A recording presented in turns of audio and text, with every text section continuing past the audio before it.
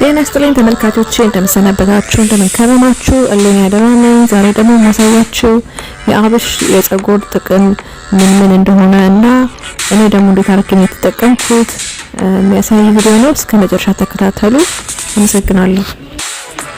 እንግዲህ ፀጉሬ ፖስት ፓርተም ወይም ከመውለድ በኋላ ያለው የሆርሞን ቼንጅ ያመጣብኝ ለውጥ በጣም ብዙ ነው ማለት ይቻላል። ስፔሻሊ ደግሞ ፀጉሬን እንዴት አድርጎ እንዳሳሳው አሁን ልጅ 2 አመት ከሆናት በኋላ ነው ደግሞ ያ ነገር በጣም በመጉላት ፀጉሬ ላይ የታየው። እንግዲህ ፀጉሬ በጣም ቆንጆ ነበር፣ ብዙ ነበር፣ እንደውም ቢያንስልኝ ሁላ ያልኩኝ ነበር። ግን የሚገርማችሁ ለካ ደግሞ ሲያንስና ብን ሲል በጣም ያሳስባል። ስለዚህ አብሽ በጣም ቆንጆ ነው የሚባል ነገር በብዛት ዩቲዩብ ላይ ብዙ ሰዎች ቪዲዮ ሰርተው ስላሳዩኝ እስቲ ልሞክረው ብዬ ነው። እጅግ በጣም አብሽ ሽታው ምኑ ያስፈራኝ ነበር፣ መጠጣት ራሱ ያስፈራኝ ነበር። ግን እስቲ ደግሞ አሁን ችግር ሲሆን ያው ግዴታ ነው አንዳንድ ነገሮችን መሞከር። ስለዚህ ሞክሬዋለሁ። እጅግ በጣም ቆንጆ ነው። የሚገርማችሁ በጣም ለውጥ አምጥቷል ወዲያው። ስለዚህ እንደውም ከዚህ በኋላ በደንብ በተደጋጋሚ ለማድረግ ወስኛለሁ። እንግዲህ የአብሽ ጥቅም የፀጉር ጥቅም በጣም በርከት ያለ ነው። አንደኛ ብንወስድ በአይረን እና በፕሮቲን የበለጸገ ስለሆነ ለፀጉር በጣም የመጠገን ፀጉሩን የተበጣጠሰውን ትንሽ የተሻለ ሁኔታ ኮንዲሽን ላይ እንዲሆን ማድረግ ይችላል። የደረቀ ፀጉር እንዲሁም ደግሞ በኬሚካል በጣም የተጎዳ ፀጉር በመተኮስ እንደዚህ በጣም የደረቀና የብን ያለ ፀጉር በጣም ትልቅ ለውጥ እንዲያመጣ ይረዳል ማለት ነው።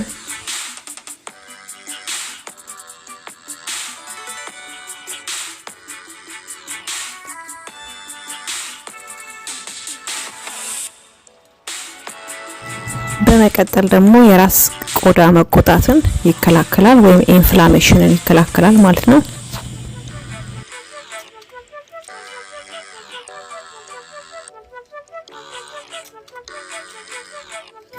በተጨማሪም ደግሞ ራስ ቅል ላይ ያለን ፎሮፎር ያስወግዳል።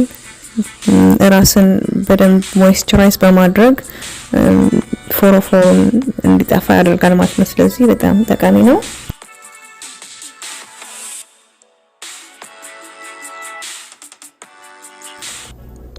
ሌላው ደግሞ ፀጉሩን እንዲያንጸባርቅ የተፈጥሮ ቆንጆ የሆነ ወዝ እንዲኖረው ያደርጋል። ስለዚህ በተቻለ መጠን መጠቀም ይኖርብናል ማለት ነው። ይሄንን ወደኋላ ሳንል ችላ ሳንል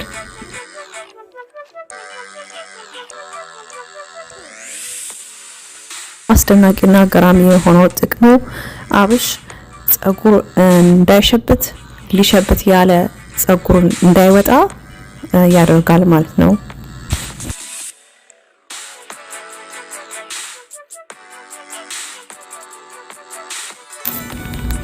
ፀጉር እንዳይነቃቀል ይጠቅማል።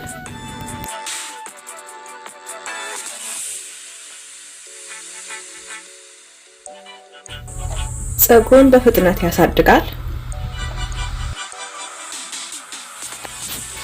እንግዲህ አያሌ ከሆኑ የአብሽ ጥቅሞች ውስጥ የተወሰኑትን ለመተንተን ሞክሬያለሁ።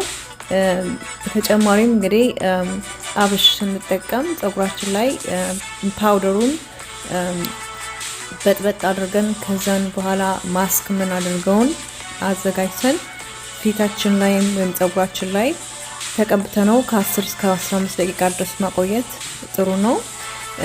ከዛን ደግሞ በፌስታል ወይም ደግሞ ሙቀት በሚሰጥ ነገር አድርገነው ትንሽ እንዲቆይ ማድረግ ጥሩ ነው በተቻለ መጠን። ከዛ ደግሞ መጨረሻ ላይ በደንብ አድርገን በሻምፖና በኮንዲሽነር መታጠብ ይኖርብናል ማለት ነው። ሽታው በጣም ለረጅም ጊዜ ከፀጉር ላይ ሊያወጣ ይችላል። 3 ጊዜ 4 ጊዜ መታጠብ ግዴታ ነው። ስለዚህ በርከት ላለ ጊዜ መታጠባችን ግዴታ ስለሆነ እርግጠኛ መሆን አለብን ሽታው እንትን እንዳይለን ማለት ነው፣ እንዳይረብሽን ወይ ሌላም ሰው እንዳይረብሽ። በተጨማሪ አንድ ያነበብኩት ነገር ምንድነው ሎሚ ማድረግ ጥሩ ነው። ምክንያቱም ስትታጠቡ ማለት ነው ላይክ በሻምፖ እና ኮንዲሽነር ከመታጠባችሁ በፊት ሎሚ ወይም ደግሞ ቪኒጋር አድርጋችሁ መታጠብ የበለጠ ሽታውን ቶሎ እንዲጠፋ ያደርጋል ማለት ነው። ራይት አመሰግናለሁ ስለተከታተላችሁኝ። እዚህ ጋር ፊቴን ማስክ ያደረኩት ነው። በጣም ትልቅ ለውጥ ነው ያመጣው። የሚገርማችሁ ዳርክ ስፓት ካላችሁ በጣም ሄልፕ ያደርጋል እና ደግሞ የሚደርቅ ከሆነም እንደዚሁ በጣም ሞይስቸራይዝ ያደርጋል ፊትን። እንግዲህ ሞክሮ ማየት ጥሩ ነው። ሞክሩት። እንዴት እንደሆነ መጨረሻ ላይ እስቲ ሙከራችሁ እንዴት እንደሆነ እንዴት እንደተስማማችሁ እንዴት እንደነበር የናንተን ኤክስፒሪየንስ ደግሞ ኮሜንት ሴክሽን ላይ ጻፉልኝ። አመሰግናለሁ። እውነት ለመናገር ግን መሰላችሁ ሽታው በጣም ነው የማይወጣው ከጸጉር እና በጣም በተደጋጋሚ ታጥቤው ነው ከጸጉር የወጣው። በጣም እንዴት ነው መታጠቡ ራሱ ትንሽ ያደክማል። ግን ሁለት ወዶ አይቻልም። ለመሰላችሁ ጸጉራችሁንም ትሪት አድርጋችሁ እንደገና ደግሞ ጸጉራችሁ የሳሳው ዳብሮ ጥሩ ሆኖ ለማለት ጥሩ ውጤት ለማግኘት ግዴታ ይሄንን ማሳለፍ ግዴታ ስለሆነ በደንብ የመታጠቡ ሁኔታ በፍጹም ችላ እንዳትሉት፣ ከማድረግም ወደ ኋላ እንዳትሉ። ምክንያቱም እኔ እስከ ዛሬ ነገ ስል ከዛ ደግሞ እንዴ ጸጉሬ ላይማ እንዴት ብሎ ላይክ አብሽ ጸጉሬ ላይ ላደርግ ቀርቶ ፊቴ ላይ አይደለም መጠጣት ራሱ እንዴት እንደሆነ ላይክ በቃ ሽታው በጣም እንዴት እንደሚያስፈራኝ ማለት ነው። ግን ሞክሮ ማየት ውጤቱ በጣም ጥሩ እንደሆነ ራሳችሁ እማኝ ትሆናላችሁ። ስለዚህ ሞክሩት፣ ወደ ኋላ እንዳትሉ። መጨረሻ ላይ የእናንተን ውጤትና ኤክስፒሪየንስ እስቲ ሼር እንድታደርጉ ይፈልጋለሁ። ስለተከታተላችሁ አመሰግናለሁ። በጣም ነው መጀመሪያ ኤክስፒሪየንሴ የሚገርም ነው። ይሄን ይመስላል። አመሰግናለሁ። ቴንክስ።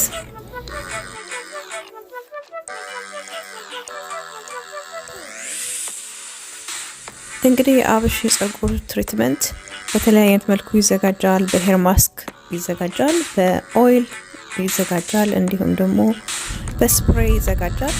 ስለዚህ በተለያየ መልኩ መጠቀም ይቻላል። የተለያየ ጥቅም ነው ያለው በተለያየ መልኩ። በሌላ ጊዜ እንዴት አድርገን በዘይት ወይም በኦይል ትሪትመንት መስራት እንደምንችል እንዲሁም ደግሞ በስፕሬይ መስራት እንደምንችል እሱን ደግሞ የበለጠ ጥናት አድርጉና አቀርብላችኋለሁ። አመሰግናለሁ ስለተከታተላችሁ። እንትን ካላችሁ በኋላ ጸጉራችሁን ትሪት ካረጋችሁ በኋላ ከታጠባችሁ በኋላ እርግጠኛ መሆን አለባችሁ ወጥታችሁ ላይክ ንፋስ አየር እንዲያገኝ ማለት ነው። አመሰግናለሁ። ሰብስክራይብ፣ ላይክ፣ ኮሜንት አድርጉ። ቴንኪ በጣም ጓደኞቼ። አመሰግናለሁ።